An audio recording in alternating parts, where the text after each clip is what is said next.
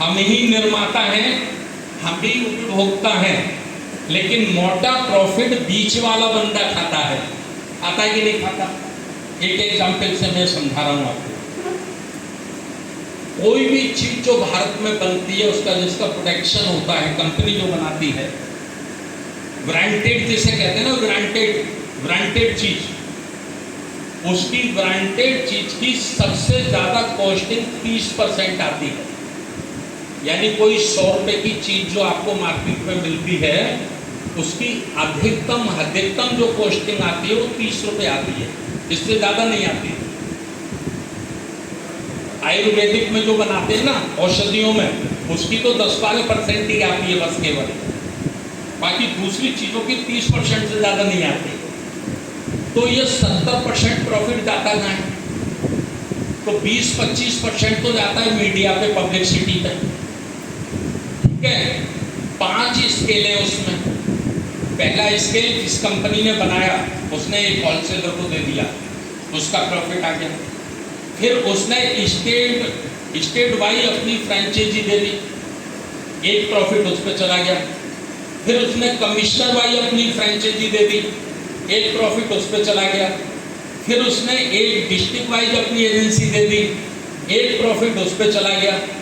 फिर उसी के व्यक्ति ने फुटकर बेचा तो फिर उस पर प्रॉफिट चला गया। वो चीज बनी हमारे यहीं थी, हमारे लोगों ने ही बनाई, बहुजन समाज के लोगों ने बनाई, और उसका उपयोग भी हमको ही करना है, लेकिन 70% उसका मार्जिन बीच के दलालों में चला गया। समझ रहे हैं आप लोग मेरी बात को? ये मेरा एक मोटा सा आंकलन है, थोड़ा बहुत कम हो सकता है आगे पीछे। तो इसको हम कैसे कर सकते हैं? सवाल खड़ा होगा, पैसा कहां से आएगा? तो मैंने इसके लिए अध्ययन और चिंतन किया, और वो चिंतन क्या किया कि हम स्कूटर मोटरसाइकिल नहीं बना सकते, उसके लिए बहुत पैसा चाहिए, लेकिन हम स्कूटर मोटरसाइकिल का टायर बना सकते हैं, हम उसका ट्यूब बना सकते हैं, हम उसका कवर बना सकते हैं ना, हम शैम्पू बना सकते हैं, हम साबुन बना सकते हैं, हम चाय की पत्ती बना सकते हैं, हम आटा बना सकते हैं। जितनी चीज़ें हम बना सकते हैं हमारे लोग बनाते हैं, तो उनके जो बनाते हैं उनको प्रोटेक्ट करना है, सपोर्ट करना है। और बाकी एक एग्जाम्पल छोटा सा देके मैं बता देता हूँ। 500 लोग मिल गए, 500 लोगों ने एक ग्रुप बना लिया, एक कंपनी बना ली, और 500 लोगों ने 1-1 लाख रुपया लगाया। कितना इन्वेस्ट किया? 1-1 लाख। कर सकते हैं ना? कोई बड़ा काम नहीं कर सकते हैं। कितने रुपए हो गए? 5 करोड़। 5 करोड़ हो गए ना? तो 5 करोड़ में हम जय भीम चाय की पत्ती तो बना सकते हैं? नहीं बना सकते?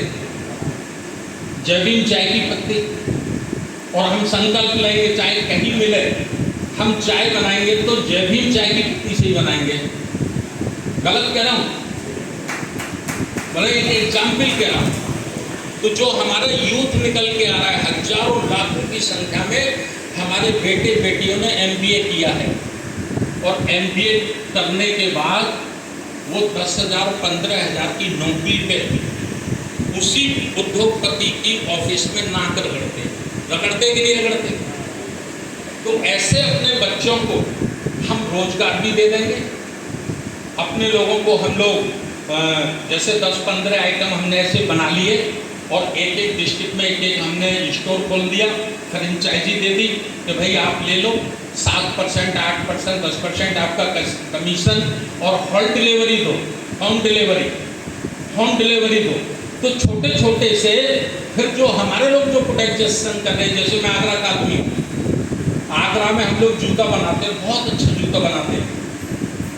हम जो अच्छा जूता बनाते हैं उसकी सबसे ज़्यादा कीमत है 500 रुपये, और जब उसी को हम टाटा वाटा पे खरीदते हैं, लिबर्टी पे खरीदते हैं, तो वो हमें 6,000 का मिलता है। मतलब बना हमारी फैक्ट्री से है, हमने उसको 5,000 का, अधिकतम टॉप का जूता हो गया 5,000 का। बेचने वाले का नाम बहुत बड़ा होता है, क्योंकि उसका सबसे महंगा प्रोडक्ट है, समझ रहे आप? लेकिन वही हमें 4-5 हज़ार का मिलता है। तो इस किस्म की भी हमें एक जो विशेषज्ञ लोग हैं उनके टीम बनाकर हमें सरकारी नौकरियों के ऊपर निर्भर नहीं रहना है। लग जाए तो अच्छा, मिल जाए तो अच्छा, कोशिश करते रहिए, लेकिन धीरे धीरे करके हम ये काम कर सकते हैं। और ये बात मुझे माननीय काशीराम साहब ने बताई थी। 2 मार्च 1989 को साहब आगरा आए। देसिंग कैन इनकम टैक्स इंस्पेक्टर थे, उनके घर रुके रात को।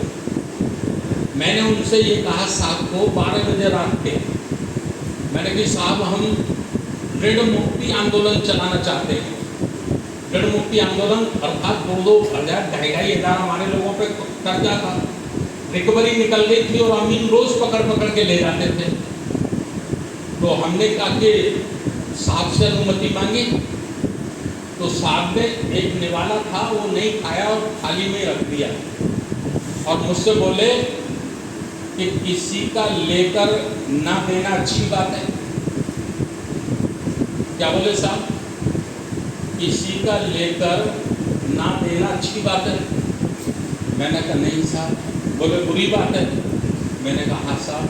तो क्या तुम लोगों को बुरी बात सिखाना चाहते हो? मैं लोगों को हुक्मरान बनाना चाहता हूँ और तुम लोगों को बेईमान बनाना चाहते हो। फिर उन्होंने बताया 1947, तो 1947 में जब पार्टीशन हुआ पाकिस्तान का और इंडिया का, तो लाल कृष्ण आडवाणी का नाम उन्होंने कोट किया उस वक्त कि लाल कृष्ण आडवाणी भी वहाँ से भाग के आया था पाकिस्तान से। और ये जितने लोग भाग के आए थे ये सब चॉकलेट बेचते थे, गोलियां बेचते थे, इनके पास कुछ नहीं था। चॉकलेट बेच बेच के, गोली बेच बेच के सरकारों ने इनको हेल्प किया और आज ये सबसे बड़े उद्योगों के मालिक बन गए। ऐसा कांशीराम साहब ने कहा मुझे, समझ रहे नहीं आप लोग? मुझे वो बात आज तक याद है।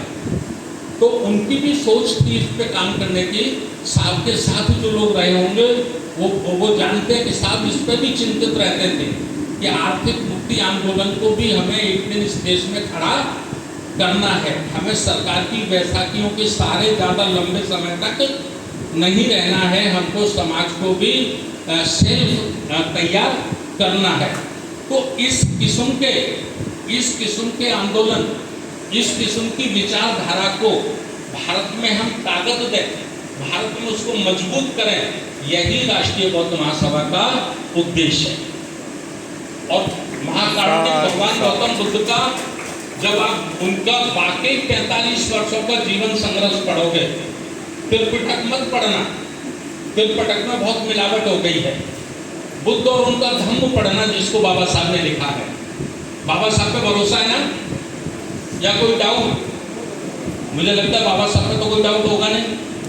तो बाबा साहब ने जो बुद्ध और उनका धम्म लिखा है उसे अगर आप पढ़ेंगे तो 45 वर्ष तक जो बुद्ध का आंदोलन है वो आध्यात्मिक आंदोलन नहीं है, वो पूजा पाठ का आंदोलन नहीं है, वो केवल और केवल समता, स्वतंत्रता, बंधुता, न्याय पर आधारित समाज निर्माण का ही आंदोलन है।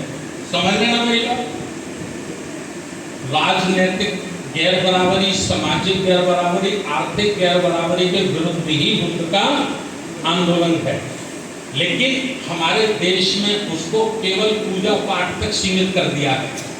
फिर शरण करना, पंचशील करना, अष्टांग करना, पाठ करना, ये खाना, ये नहीं खाना, ये पीना, ये नहीं पीना, फैक्ट सॉल्व, खत्म, यही तक सीमित कर दिया है ना।